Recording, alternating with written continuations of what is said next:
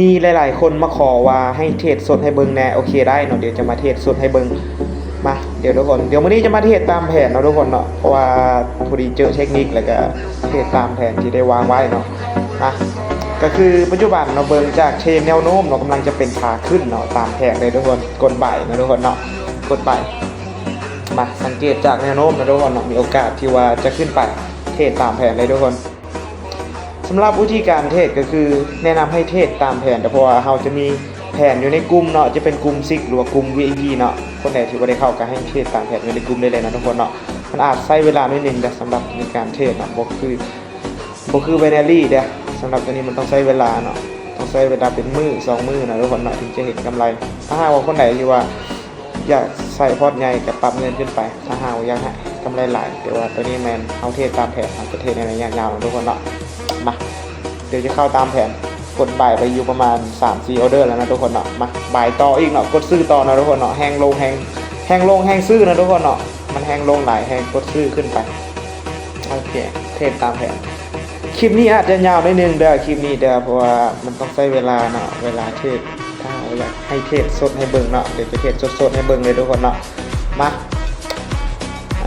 เบิ่งแนวโน้มตลาดก่อนนะทุกคนเนาะเบิ่งแนวโน้มตลาดก่อนโอเคมาสังเกตแนวโน้มนะทุกคนเนาะอยากจะออกออเดอร์เติมนะทุกคนเนาะอยากจะไปเติมลังเลอยู่เนาะสำหรับเงินที่เอาเข้ามาเทศแนะนำให้เอาเป็นเงินเย็นนะทุกคนเด้อบ่แนะนำให้เป็นเงินฮ้อนเนาะปัจจุบันตลาดกำลังเป็นเทรนขาขึ้นอยู่มาเข้าตามแผนเลยทุกคนปัจจุบันได้กำไรนิดนึงนะทุกคนเนาะปัจจุบันเนาะแต่เขาจะยังบ่ทันปิดเนาะเขาจะรอฮอดมื้ออื่นเขาจะปิดนะทุกคนเนาะรอท่าโอเคผ่านไป1มื้อทุกคนมานี่นะทุกคนเนาะขึ้นตามแผนนะทุกคนเนาะโอเคสวยงามนะทุกคนเนาะกำไรอยู่ประมาณ30เนาะแต่เราเดินกำไรอยู่ประมาณ30รวมๆกับประมาณ100ไปโอเคมาเบิ่งกันทุกคนสำหรับมื้อนี้เนาะค่อยลืมปิดเนาะค่อยตื่นบ่ทันก็เลยปิดบ่ทัน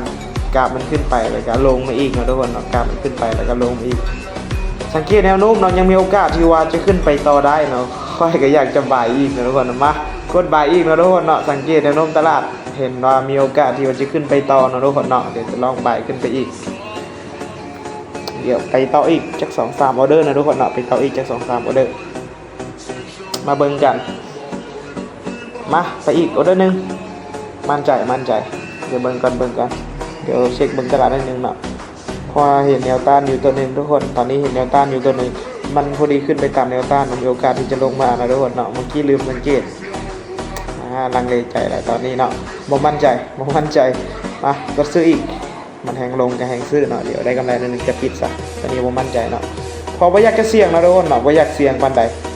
เวลาที่เราวิเคราะห์แบบ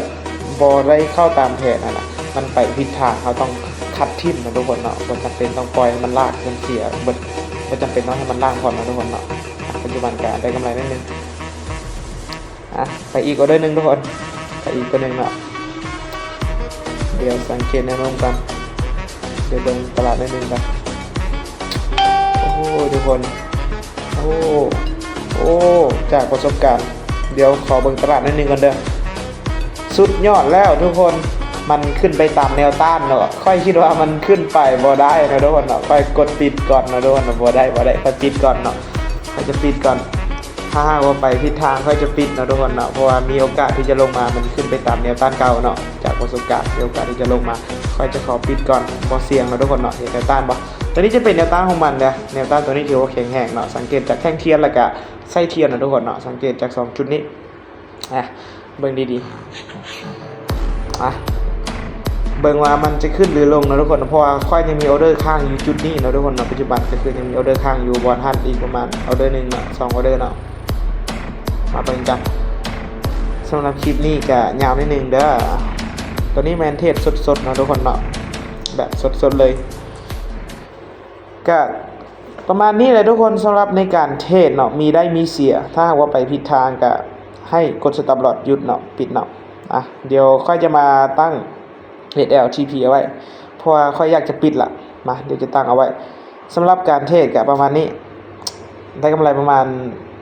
3 ล้านปลายนะทุกคนเนาะกำไรประมาณ3 ล้านปลายในระยะ1 มื้อเนาะ2 มื้อในระยะ2 มื้อปิดเนาะทุกคนเนาะปิดเนาะกำไรประมาณ2-3 ล้านปิดเนาะทุกคนเนาะบ่ไปต่อละเกือบ4 ล้านปลายโอเคปิดทุกคนบ๊ายบายเนาะเดี๋ยวเจอกันคลิปใหม่เนาะทุกคนเนาะบ๊ายบายเนาะ